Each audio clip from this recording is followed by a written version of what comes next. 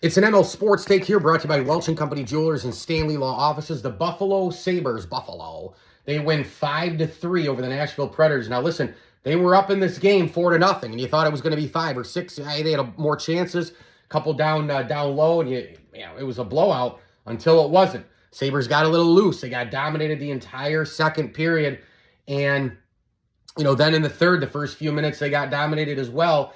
And you kind of sat there and you said, come on, man, this can't be the old Sabres, right? Once it was 4-2, I was like, oh, no, because the dreaded 2-goal lead in the NHL, right? The worst lead to protect. People always say it's a dreaded 2-goal lead. Then Nashville gets the third goal, but then the Sabres started picking it up, and the physicality, and winning in the corners, and the passing, and a lot of the control that we've talked about during the 10-game win streak and winning 15 of 18, and the just overall big streak that they've had, which here we go, Mike Harrington, Buffalo News. Sabres, 16-3-1 in the last 20 games. Since the run started December 9th.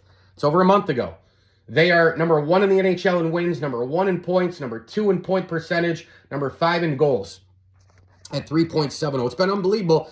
They've come out of the basement to do this.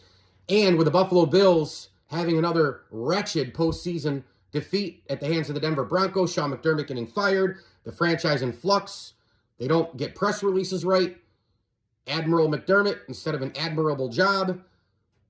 The Sabres breaking the drought would be literally the greatest surprise, and I'm not going to say making up for the Bills, because I think if anybody chose, and if I had to choose, I would still take a Bills Super Bowl appearance and or win, although I don't know if I can take another Super Bowl loss. I'd be over 5.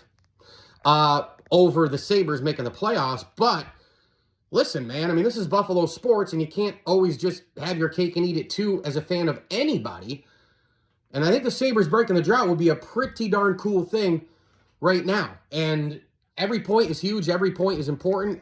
Well, they got 2 last night down in Nashville against a team that's big and physical, and a team that's kind of trying to climb out of things themselves. Remember, they signed Marchessault and they signed Stamkos. They had a horrible year last year, and they're in and around the wild card race. So the Sabres get a big win at 4-3. I thought they really hung on. Austin was the best player on the ice. It always seems like he knows where to be, and they get the big win 5-3.